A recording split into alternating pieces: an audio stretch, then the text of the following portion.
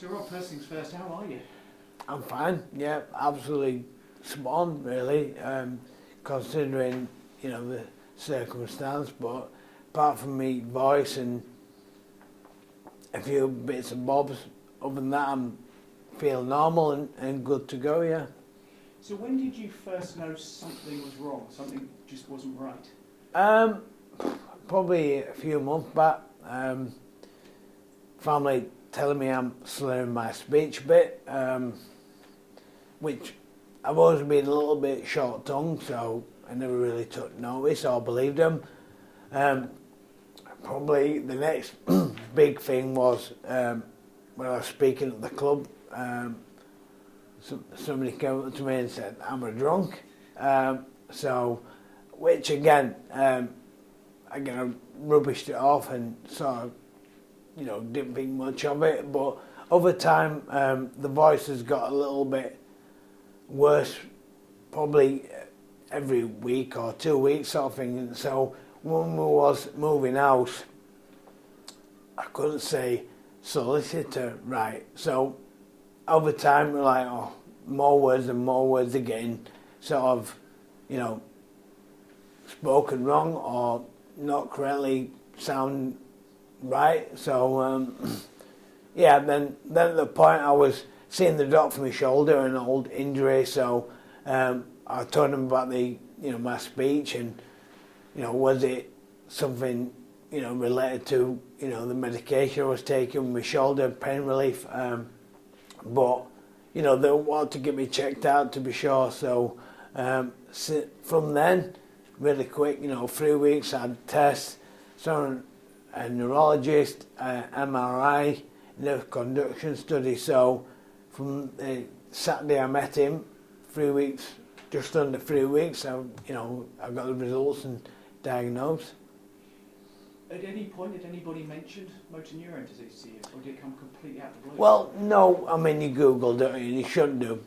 Headaches can be brain tumours when you look, up on the internet. So, we looked, everybody does, we're not doctors, so symptoms, you put it into Google and it either scares you or it says it's nothing, stress and all that stuff. So, it always scares though when your kids are poorly out of you, when you Google it and it comes up with all sorts. So, you can't help but do that. But when we went for the test, we spoke to the specialist about, is it potentially motor neurons? And they were like, why you say that? You could have it, she could have it, and I could have it. There's no, we're not testing for that. So the thing they were testing for was something which could be treated. So again, bit of relief, got on with it. So, I mean, had the MRI come back fine as well. When I went to see the specialist, we're expecting, to be told I have something which can be treated and move on and get on with your life. So when we went in the room and he told me, I had a bit of a shock and not that there's any sort of prep for being told, you've got something where there's no cure. So really weird, numb moment, but, it happened and a week further on, and a decent place. So you've always been an incredibly positive, bubbly character as a player, against the odds with a rugby league player, given your height and all the rest of it. Is that how you're dealing with this? Is it an against the odds type of an attitude to it? I think so. Yeah. I mean, I'm really positive. Seeing Doddy, Kev arranged for me to see Doddy last night, which was great. So maybe it's the athlete in us all, where we don't want to lie down and just take it. We want to compete, and as footballers read up who have the same attitude as I think I've got, and Doddy certainly got that. So I'm taking it as a challenge. I don't intend to lie down. I get stuck into it, and a bit like my career,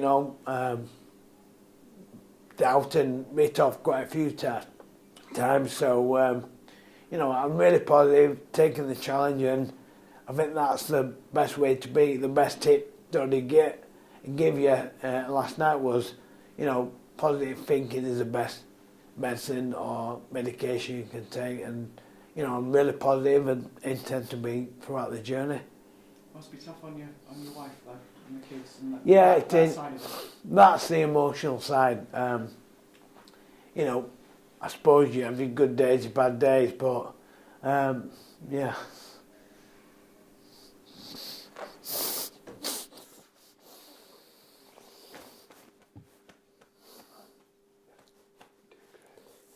Cheers. Yeah. A couple of deep breaths. Yeah. Right. Yeah. Cheers. Sorry. You've been up to see Dotty. I know Dotty's been asked this question. You played a game where you've been beaten around the head. I've seen you been knocked out a fair few times. Have you asked the question? Do you ask the question whether what you did has left you with this disease? You always think anything, but there's no evidence, to suggest anything like that. Like you say, you Google and find that info, but there's nothing suggesting that. It's really rare. It's meant to be genetic, but I've nobody in my family who had it, so no, I don't think it is. I mean, we'll never know if it was, but I don't feel it is. I feel it's just one of them things, I'm unlucky and it just happened for whatever reason. I don't think it's out of rugby. People have looked up and can't find anything on it. So, no, I just think, I'm unlucky and that's the way it is, and, I'm happy with that. I don't blame anything. It's one of the frustrations of getting it, is there is so little real information, Yeah. research into it. Yeah. Well, that's the thing. If they give you loads of info and help, but when you're told there's nothing they can do, we'll pass you on to so-and-so and they'll give you a ring, the nurses will get in touch, but, speaking with Doddy, that really made him angry, which I can see that because I think the same medication has been out 28 years and nothing's changed, so he had a real passion to do something about that, and he's been amazing with his charity and his work into M&D. So through him working hard, it's got to a point where, he's funding research and, there's lots of trials coming out and stuff. So, a lot better place now after his work than, it was when he was diagnosed. So I think that's the hard bit, is they don't know why he got it. They don't know, there's nothing you can do. Basically, they can't give you much info on, your life expectancy. Stephen Hawking lived 55 years with me, so everybody's different. So I mean, that's it. That the fact that they can't give you a definite, this is what's going to happen, we can do this, is very vague, but, who done his work and, really want to get involved in it, in trying to, find something for it. And, I'm lucky that I've tons of family support. My club, and in particular Kev, can't do enough for me. So I'm really lucky. Some people aren't. Doddy's probably lucky because of his, rugby background.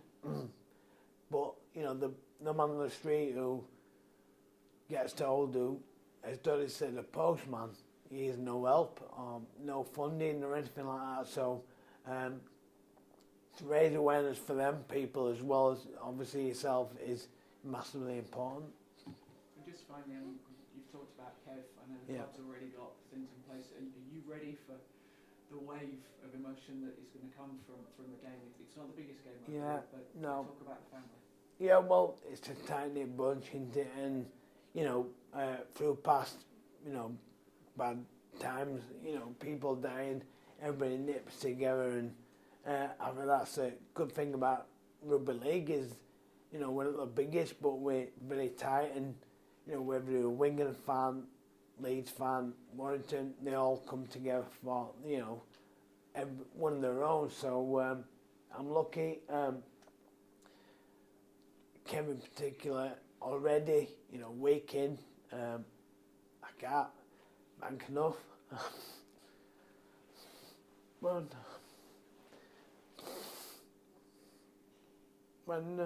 people want to help me, when people want to help me so much,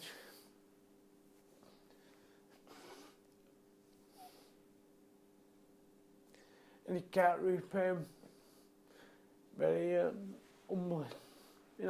overwhelming, and forever grateful. To mate, they are all my mates who have texted that are, real friends. Can't thank them enough. Sorry about that. Yeah.